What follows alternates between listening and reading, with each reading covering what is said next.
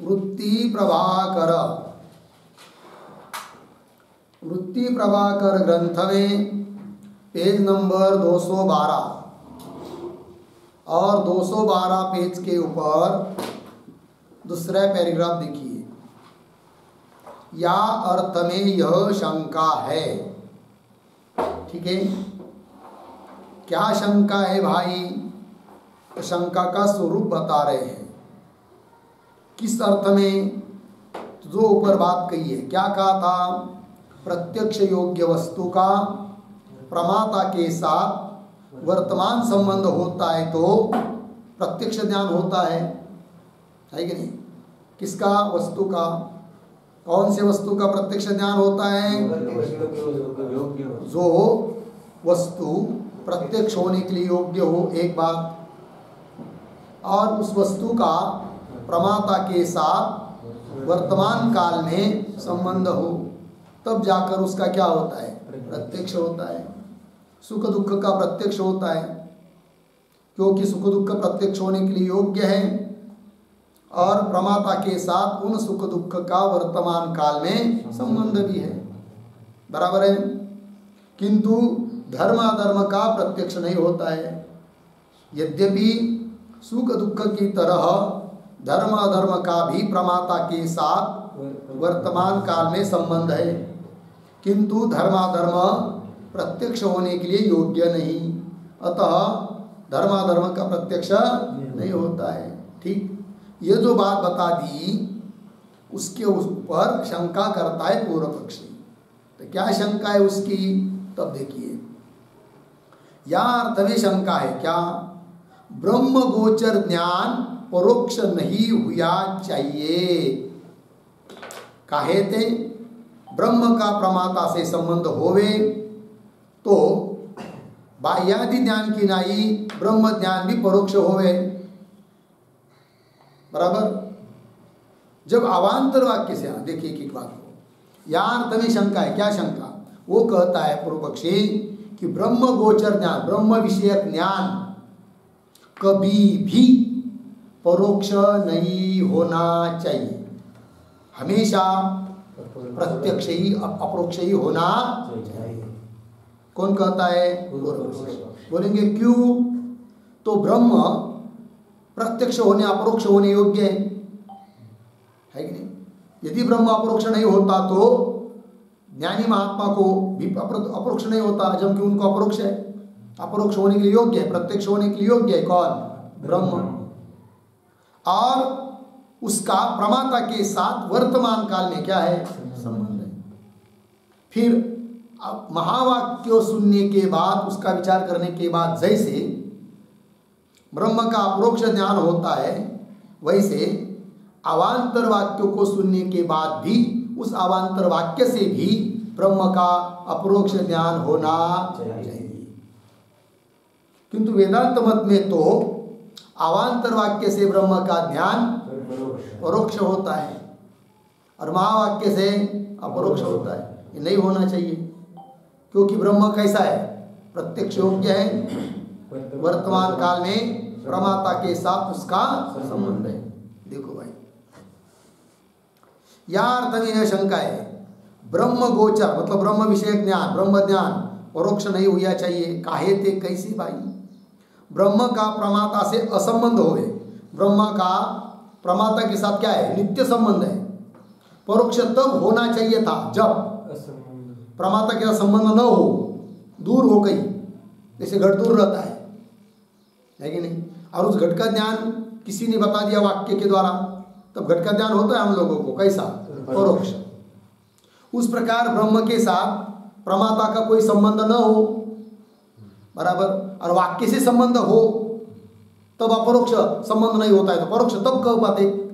किंतु ब्रह्म का तो प्रमाता के साथ हमेशा संबंध है, वही करें।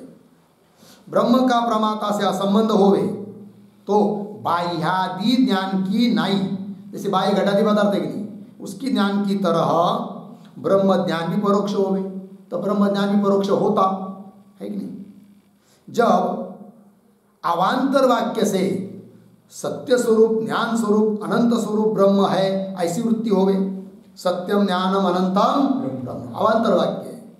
और उस अवांतर वाक्य सुनने के बाद सुनने वाले को क्या ज्ञान होता है कि ब्रह्म सत्य स्वरूप है, ज्ञान स्वरूप है, अनंत स्वरूप है, ऐसा ज्ञान होता है कि नहीं? किंतु वो ज्ञान कैसा है? परोक्ष है। जब अवांतर वाक्य से सत्य स्वरूप, ज्ञान स्वरूप, अनंत स्वरूप ब्रह्म है ऐसी वृत्ति होवे, किस काल में भी ब्रह्म का प्रमाता से संबंध है, उस काल में भी ब्रह्म का प्रमाता के साथ क्या है? संबंध है। तब तो ब्रह्म का अपरोक्ष ही होना चाहिए, परोक्ष नहीं होना चाहिए। किस काल में भी ब्रह्म का प्रमाता से संबंध है याते, इसलिए अवांतर वाक्य जन्य ब्रह्म ज्ञान भी प्रत्यक्ष ही हुआ चाहिए। लग गया? इसलिए अवांतर वाक्य से उत्पन्न होने वाला जो कौन ब्रह्म ज्ञान, वो भी कैसा होना चाहिए? अपरोक्ष ही होना चाहिए, मतलब प्रत्यक्ष ही होना चाहिए। लग गया इतना? किंतु सिद्धांत तो ऐसा नहीं है। सिद्धांत क्या है? और सिद्धांत में अवांतर वाक्य जन्य ब्रह्म ज्ञान प्रत्यक्ष नहीं किंतु परोक्ष है। अवांतर वाक्य से उत्पन्न होने वाला ब्रह्म ज्ञान कैसा है? परोक्ष। और महावाक्य से उत्पन्न होने वाला ज्ञान अपरोक्ष, ऐसा है। सिद्धांत में अवांतर वाक्य जन्य ब्रह्म ज्ञान प्रत्यक्ष नहीं किंतु परोक्ष है। सो उक्त रीति से संभवे, किंतु ऊपर कही हुई रीति के अनुसार वो संभव नहीं है। कौन कह रहा है? पूर्व पक्ष। अर्थात नहीं होना चाहिए परोक्ष, हमेशा क्या होना चाहिए? अपरोक्ष। क्योंकि अपरोक्ष के नियम में बैठ रहा है। ये शंका हुई, उत्तर दे रहे, या शंका का यह समाधान है। इस शंका का क्या दे रहे हैं? समाधान, उत्तर। प्रत्यक्ष लक्षण में विषय का योग्यता विशेषण कया। विषय कैसा चाहिए? योग्य चाहिए। नहीं तो धर्माधर्म का भी प्रत्यक्ष होना चाहिए, इससे आपत्ति आ रही थी। किंतु विषय का विशेषण दिया क्या? योग्य विषय। प्रत्यक्ष लक्षण में विषय का योग्यता विशेषण कया, तैसे योग्य प्रमाण जन्यता ज्ञान का विशेषण है। और एक पद जोड़ेंगे, क्या पद? योग्य प्रमाण जन्य ज्ञान चाहिए, ऐसा ज्ञान का विशेषण देंगे। तो लक्षण क्या था? प्रत्यक्ष योग्य वस्तु का प्रमाता से वर्तमान संबंध में जो ज्ञान होता है वह ज्ञान प्रत्यक्ष का था। अब क्या करेंगे? प्रत्यक्ष योग्य वस्तु का प्रमाता के साथ वर्तमान काल में योग्य प्रमाण जन्य जो ज्ञान, कैसा ज्ञान? योग्य प्रमाण जन्य जो ज्ञान, वो प्रत्यक्ष होता है। उस ज्ञान को प्रत्यक्ष कहते हैं। बराबर है कि नहीं? अब सत्यम ज्ञानम अनंतम ब्रह्म, इस वाक्य से जो ज्ञान हुआ, वो ज्ञान तो हुआ है, वाक्य से हुआ है, वाक्य और प्रमाण से हुआ है, किंतु वह वाक्य योग्य नहीं है। योग्य नहीं मतलब अप्रमाण्य, ऐसा अर्थ नहीं। योग्य नहीं मतलब प्रत्यक्ष ज्ञान कराने में योग्य नहीं है। बात समझ में आई? इसलिए अवांतर वाक्य से अपरोक्ष ज्ञान नहीं हो रहा है, तो बात खत्म हो जाएगी। वही दे रहे, देखिए भाई, प्रत्यक्ष लक्षण में विषय का योग्यता विशेषण कहा है, तैसे योग्य प्रमाण जन्यता, योग्य प्रमाण से जन्य, जन्यता ज्ञान का विशेषण है। याते उक्त दोष नहीं। काहे ते? कैसे? प्रमाता से वर्तमान संबंध वाला जो योग्य विषय ताका योग्य प्रमाण जन्य ज्ञान प्रत्यक्ष ज्ञान कहिए। याद रखिए इस परिभाषा को, बहुत दूर तक चलेगी। क्या है प्रत्यक्ष का लक्षण? क्या किया? प्रमाता से वर्तमान संबंध वाला जो योग्य विषय, प्रमाता के साथ वर्तमान संबंध चाहिए, ऐसा जो योग्य विषय, प्रमाता से वर्तमान संबंध वाला जो योग्य विषय ताका, ऐसे विषय का योग्य प्रमाण जन्य ज्ञान, योग्य प्रमाण से उत्पन्न होने वाला ज्ञान प्रत्यक्ष ज्ञान कहिए। लग गया? या लक्षण में उक्त दोष नहीं। इस लक्षण में क्या नहीं आता है? दोष नहीं आता है, जो अभी ऊपर पूर्व पक्ष ने दिया है। या लक्षण में उक्त दोष नहीं काहे थे? वाक्य का यह स्वभाव है। क्या जी कह रहे? काहे थे? वाक्य का यह स्वभाव है, श्रोता के स्वरूप बोधक पद घटित वाक्य ते अपरोक्ष ज्ञान होवे। कौन से वाक्य से अपरोक्ष ज्ञान होता है और कौन से वाक्य से अपरोक्ष ज्ञान नहीं होता है, इस बात का पृथक्करण कर रहे हैं। उस वाक्य से अपरोक्ष ज्ञान होता है जिस वाक्य में श्रोताबोधक पद है कि नहीं? श्रोताबोधक क्या है? पद। वही कह रहे हैं, श्रोता के स्वरूप बोधक, श्रोता का स्वरूप बताने वाला ऐसा पद हो और वो पद से युक्त हो कौन? वाक्य। तब उस वाक्य से होता है क्या? अपरोक्ष ज्ञान। बोलेंगे कैसे, जरा उदाहरण से बताइए, तो उदाहरण भी देंगे। श्रोता के स्वरूप बोधक पद घटित वाक्य थे अपरोक्ष ज्ञान हो गए। लगा इतना? हाँ, श्रोता के स्वरूप बोधक पद रहित वाक्य थे परोक्ष ज्ञान हो गए। बस उससे विपरीत वाक्य तो है किंतु कैसा है? पद रहित। कौन से पद रहित? श्रोता का जो स्वरूप, उस स्वरूप का बोध कराने वाला जो पद, उस पद से रहित यदि वाक्य है तो ऐसे वाक्य के द्वारा ज्ञान उत्पन्न होता है। कौन सा? परोक्ष ज्ञान हो गए। लगा इतना? विषय सन्निहित होवे और प्रत्यक्ष योग्य होवे। विषय क्या चाहिए? सन्निहित है और प्रत्यक्ष योग्य होवे। तो भी ऐसा होने पर भी स्वरूप बोधक पद रहित वाक्य थे अपरोक्ष ज्ञान होवे नहीं। विषय सन्निहित है, प्रत्यक्ष होने के लिए योग्य है, तो भी वाक्य के द्वारा उस वस्तु का अपरोक्ष ज्ञान नहीं होगा जब उस वस्तु के स्वरूप का बोध कराने वाला पद उसमें न हो। ठीक? पंक्ति देखिए, विषय सन्निहित होवे और प्रत्यक्ष योग्य होवे तो भी स्वरूप बोधक पद रहित वाक्य थे अपरोक्ष ज्ञान होवे। उदाहरण जैसे दशम बोधक द्विध वाक्य, दावे पुरुष का बोध कराने वाले दो वाक्य हैं। एक है दशमोस्ति, दावा है, दूसरा है दशम त्वम असि, दावा तू है। पहला वाक्य है दशमोस्ति, इस वाक्य से दावे का ज्ञान परोक्ष होता है, और दशम त्वमसि इस वाक्य से दावे का ज्ञान अपरोक्ष होता है। बात समझ में आई? अपरोक्ष ज्ञान होता है कि नहीं? बोलेंगे क्यों? दावा तो दोनों वाक्य सुनते समय, दोनों वाक्य सुनते समय दावा पुरुष स्वयं सन्निहित है, वो अति सन्निहित है, प्रत्यक्ष योग्य भी है, दावा सन्निहित भी है, तो भी एक वाक्य से परोक्ष हो रहा है ज्ञान, एक वाक्य से अपरोक्ष। तो उस उत्तर क्या है? पहला जो वाक्य है दशमोस्ति, इस वाक्य में दशम का स्वरूप बोधक बोध पद नहीं है, और दशम त्वम असि इसमें स्वरूप बोधक त्वम पद है, अतः इस वाक्य से अपरोक्ष ज्ञान होता है। वही कह रहे हैं। जैसे दशम बोधक द्विध वाक्य, एक तो दशमोस्ति ऐसा वाक्य है, दूसरा दशमस्तमसि ऐसा वाक्य है। तीन में प्रथम वाक्य तो श्रोता के स्वरूप बोधक पद रहित है। पहला वाक्य दशमोस्ति, श्रोता के स्वरूप बोधक पद उसमें नहीं है, और दूसरा वाक्य श्रोता के स्वरूप का बोधक जो त्वम पद तासे घटित है, दशमः त्वम। तो श्रोता के स्वरूप का बोधक पद कौन हुआ? त्वम, उससे घटित है, अतः उस वाक्य से क्या होता है? अपरोक्ष।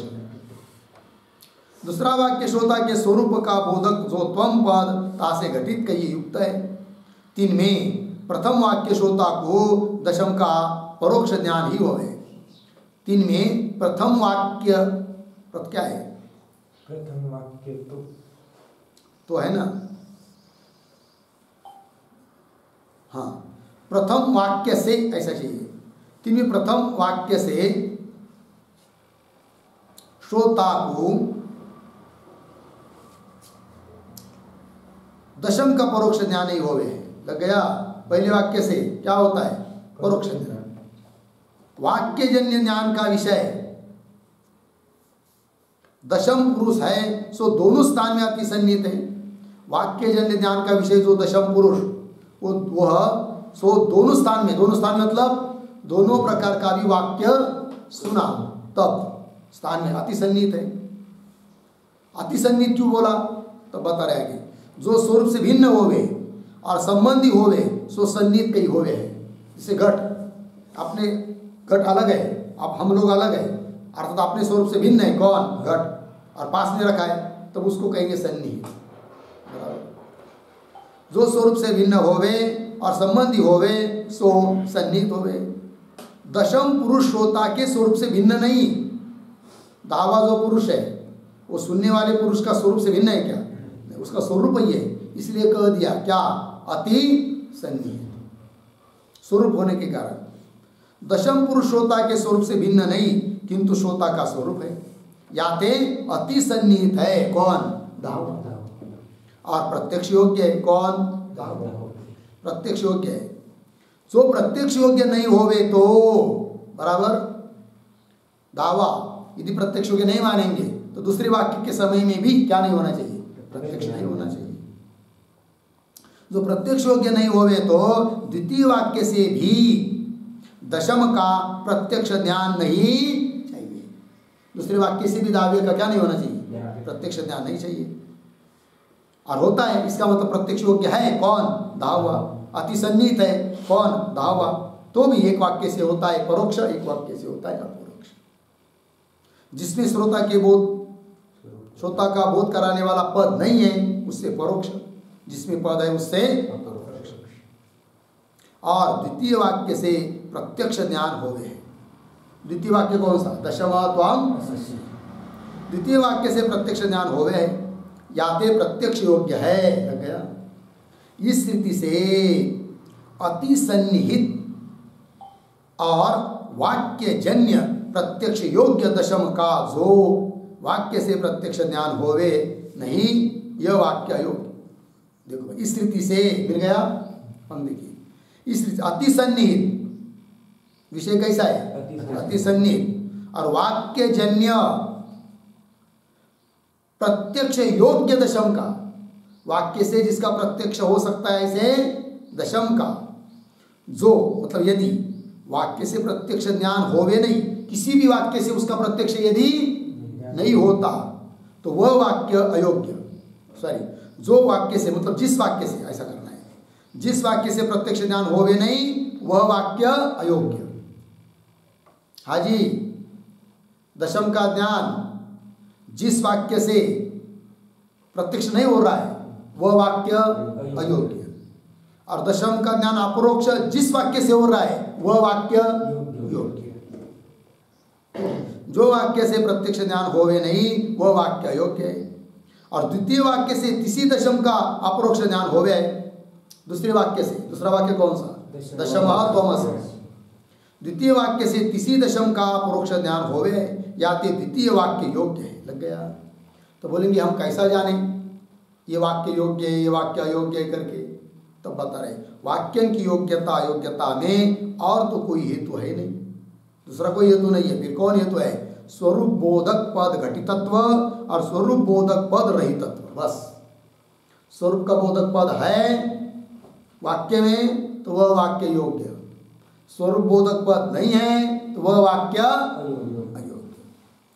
स्वरूप बोधक पद घटितत्व और स्वरूप बोधक पद रहितत्व ही योग्यता के और अयोग्यता के संपादक है। लग गया? इस रीति से दशमस्तमसी वाक्य तो योग्य प्रमाण है, उससे दावे का ज्ञान अपरोक्ष उत्पन्न हो जाता है। तिस्ति जन्य दशमोहम, किसी ने बताया दशमस्तमसी, सुनने वाले को ज्ञान होता है क्या? दशमः अहम अस्मि, मैं दावा, ज्ञान हो गया। कौन सा? अपरोक्ष। गुरु ने कह दिया तत्त्वम असि, सुनने वाले ने विचार करके ज्ञान उसको हो गया, अहम ब्रह्म अस्मि। ठीक है, इसलिए तत्त्वमसि यह उपदेश वाक्य है और अहम ब्रह्मास्मि यह अनुभव वाक्य है। ठीक है, यह वाक्य तो योग्य प्रमाण है। तिस्ते जन्य दशम अहम यह प्रत्यक्ष ज्ञान है। तैसे दशमोस्ति यह वाक्य अयोग्य प्रमाण है। दावा है, यह वाक्य कैसा है? अयोग्य प्रमाण है। तिस्ते जन्य कई उत्पन्न, उससे उत्पन्न होने वाला जो दशम कुत्रचित अस्ति, दशम अस्ति वाक्य सुनने के बाद सुनने वाले को क्या ज्ञान होता है?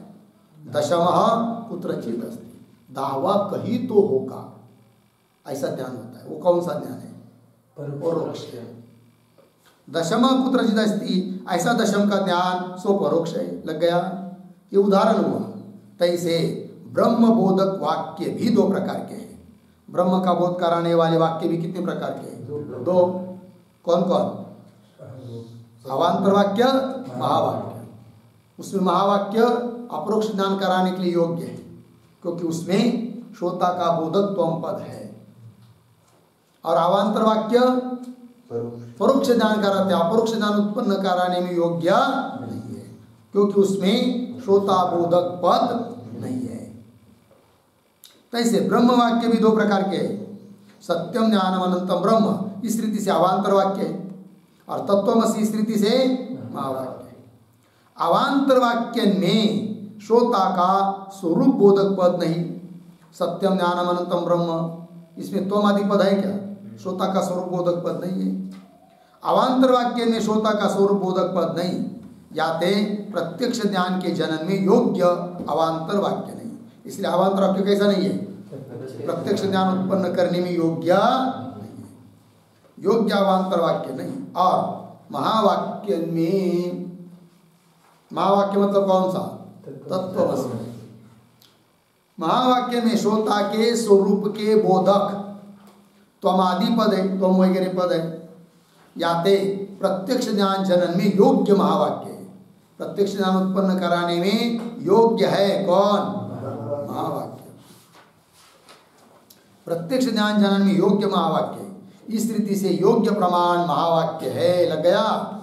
तीन से महावाक्य से उत्पन्न हुआ ज्ञान प्रत्यक्ष है, बराबर। महावाक्य से उत्पन्न हुआ ज्ञान कैसा हुआ? प्रत्यक्ष। और अयोग्य प्रमाण सत्यम ज्ञानम अनंतम ब्रह्म इत्यादि वाक्य है। अयोग्य मतलब अप्रमाण, ऐसा नहीं, प्रमाण रूप है, किंतु प्रत्यक्ष ज्ञान उत्पन्न करने में अयोग्य है, ये उसका मतलब। और अयोग्य प्रमाण सत्यम ज्ञानम अनंतम ब्रह्म इत्यादि वाक्य है। तीन से उपजा ज्ञान, ब्रह्म का ज्ञान, उनसे उत्पन्न हुआ जो ब्रह्म का ज्ञान परोक्ष हुए है। लग गया? हो गया नहीं इतना? आगे अवान्तर वाक्य भी दो प्रकार के हैं। अवान्तर वाक्य कितने भेद है? दो। कौन से? तत्पदार्थ बोधक है और त्वम पदार्थ के बोधक है। कुछ वाक्य तत्पद का अर्थ का बोध कराने वाले, तत् सत्यम ज्ञानम अनंतम। कुछ वाक्य ऐसे होते हैं त्वम पद का जो अर्थ है साक्षी, उसका बोध कराने वाले। जैसे यह ऐसा हृदयंतर ज्योति पुरुष, यह हृदय के भीतर बैठा हुआ पुरुष कैसा है? ज्ञान स्वरूप है। इस प्रकार तत्पदार्थ बोधक है और त्वम पदार्थ के बोधक है। तीन में तत्पदार्थ बोधक वाक्य तो अयोग्य है, बराबर है कि नहीं? तत्पदार्थ बोधक वाक्य कैसे है? अयोग्य, प्रत्यक्ष ज्ञान उत्पन्न कराने में अयोग्य। और यह ऐसा हृदयंतर ज्योति पुरुष, जो यह हृदय के भीतर बैठा हुआ पुरुष है, वही आत्मा है। इत्यादि त्वम पदार्थ बोधक अवान्तर वाक्य भी महावाक्यन की नाई योग्य है। जैसे महावाक्य अपरोक्ष ज्ञान कराने में योग्य है, उस प्रकार यह ऐसा हृदयंतर ज्योति पुरुष, यह वाक्य भी महावाक्य की तरह कैसा है? योग्य है अपरोक्ष ज्ञान कराने में। अवान्तर वाक्य भी महावाक्य की नाई योग्य है, अयोग्य नहीं। काहे थे? श्रोता के स्वरूप के बोधक तीन में पद है। स्वरूप का बोध कराने वाले, श्रोता के स्वरूप का बोध कराने वाले पद उसमें है। यह ये जो यह हृदय के भीतर जो तिरूप क्या है? याते त्वम पदार्थ बोधक अवान्तर वाक्य न ते। लग गया ना? इसलिए त्वम पदार्थ, त्वम पद के अर्थ का बोध कराने वाले जो अवान्तर वाक्य, उस अवान्तर वाक्य न ते अपरोक्ष ज्ञान होवे है, बराबर। परंतु वह अपरोक्ष ज्ञान कैसा है? ब्रह्म अभेद गोचर नहीं। ब्रह्म के साथ अभेद बोध नहीं हो रहा है उनसे, क्योंकि अवान्तर वाक्य से ज्ञान हो रहा है। और अवान्तर वाक्य भी कौन सा? त्वम पद के अर्थ का बोध कराने वाले वाक्य, जैसे यह ईश्वर उद्यंतर ज्योति पुरुष, ठीक है ना? परंतु वह अपरोक्ष ज्ञान ब्रह्म अभेद गोचर नहीं, याते परम पुरुषार्थ का साधक नहीं। परम पुरुषार्थ जो मोक्ष, उसका सिद्ध कराने वाला वो वाक्य नहीं है, और वाक्य जन्य ध्यान भी नहीं है। वह अपरोक्ष ज्ञान ब्रह्म अभेद गोचर नहीं आते, परम पुरुषार्थ का साधक नहीं। किंतु परम पुरुषार्थ का साधक जो अभेद ज्ञान तामे पदार्थ शोधन द्वारा उपयोगी है। बराबर, पुरुषार्थ का साधक, पुरुषार्थ को सिद्ध करने वाला कौन है? अभेद ज्ञान, तत्व ज्ञान जिसको कहते हैं। और उस तामे पदार्थ शोधन द्वारा, किंतु पदार्थ शोधन द्वारा उसमें उपयोगी है कौन? हाँ, है कि नहीं? अवान्तर वाक्य के द्वारा जो ज्ञान होता है वो उसके लिए क्या है? उपयोगी है। इस रीति से प्रमाता से संबंधी भी ब्रह्म है। ब्रह्म कैसा है? प्रमाता से संबंधी है और योग्य है। तथापि अयोग्य जो अवान्तर वाक्य तिनते ब्रह्म का अपरोक्ष ज्ञान, तिनते ब्रह्म का परोक्ष ज्ञान संभव है कि नहीं? ब्रह्म का कैसा ज्ञान होगा? परोक्ष। क्यों? ब्रह्म योग्य है, प्रत्यक्ष के लिए योग्य है, वर्तमान काल में प्रमाता के साथ संबंधी भी है। किंतु जिस वाक्य से ब्रह्म का बोध हो रहा है वह वाक्य प्रत्यक्ष ज्ञान कराने में क्या है? अयोग्य है, योग्य वही कह रहे। तथापि अयोग्य जो अवान्तर वाक्य तिन से ब्रह्म का परोक्ष ज्ञान संभव है। लग गया? आगे यहाँ कहने में अन्य शंका। यहाँ पर ये जो ऊपर बता दिया है, वो जो उत्तर दिया उसके पर क्या होती है? शंका। और शंका होती है। यहाँ कहने में अन्य शंका होवे क्या जी? प्रमाता से वर्तमान संबंध वाला जो योग्य विषयता का योग्य प्रमाणजन्य ज्ञान प्रत्यक्ष ज्ञान कहिए, ये बन गया नियम। प्रत्यक्ष ज्ञान का नियम बोलो।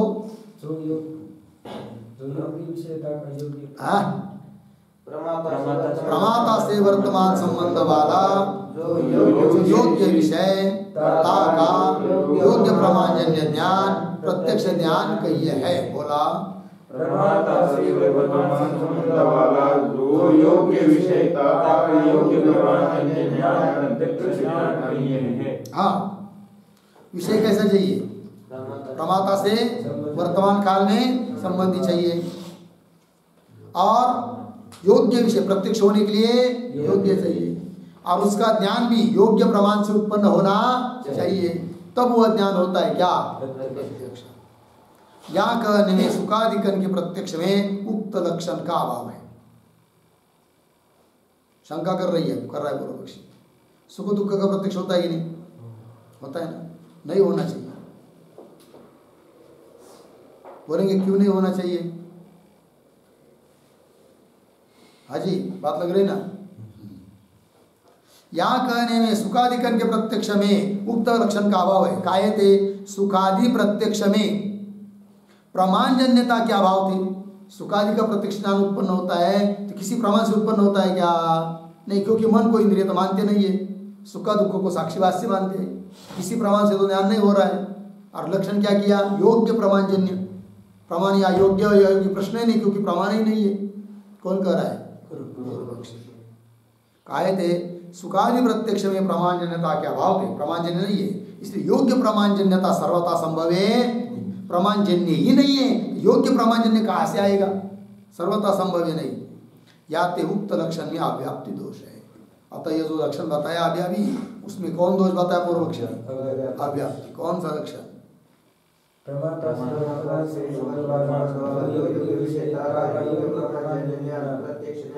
हाँ, प्रमाता से वर्तमान संबंध वाला जो योग्य विषय ताका योग्य प्रमाणजन्य जो ज्ञान, उस ज्ञान को प्रत्यक्ष ज्ञान।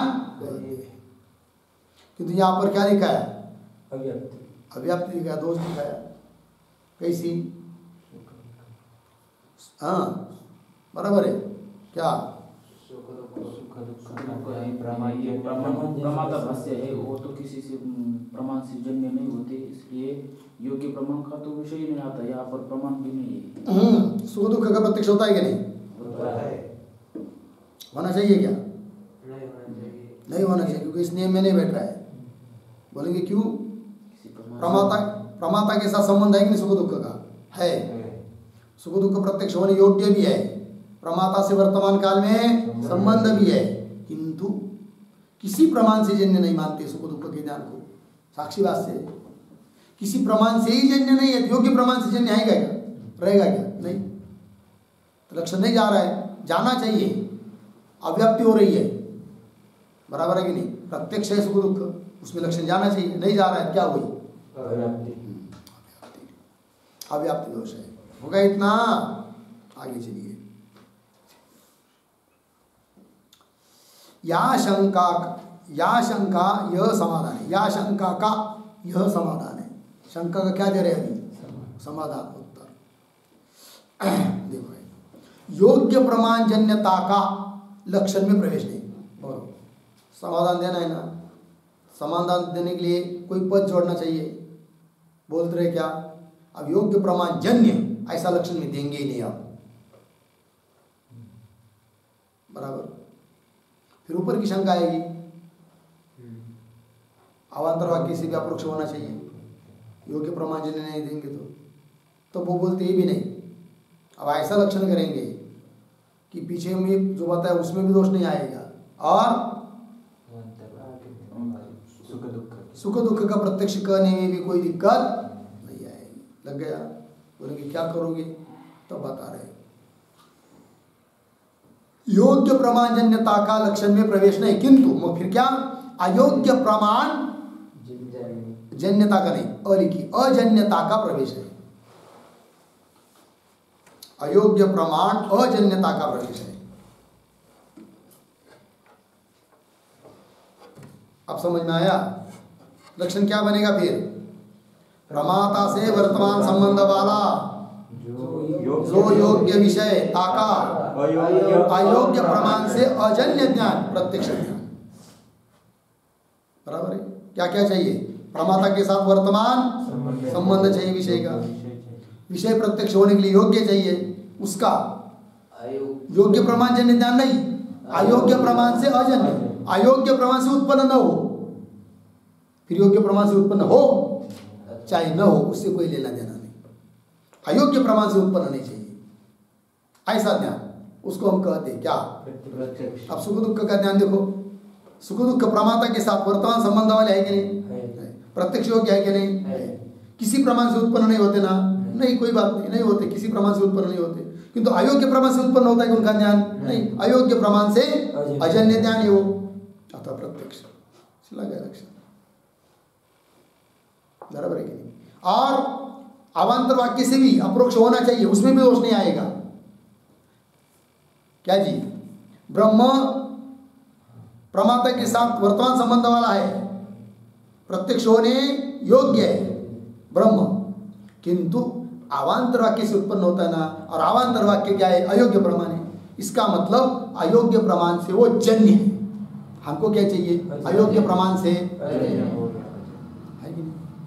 अतः अवांतर वाक्य से उत्पन्न होने वाला ज्ञान प्रत्यक्ष चाहिए, यह आरोप ही नहीं आएगा।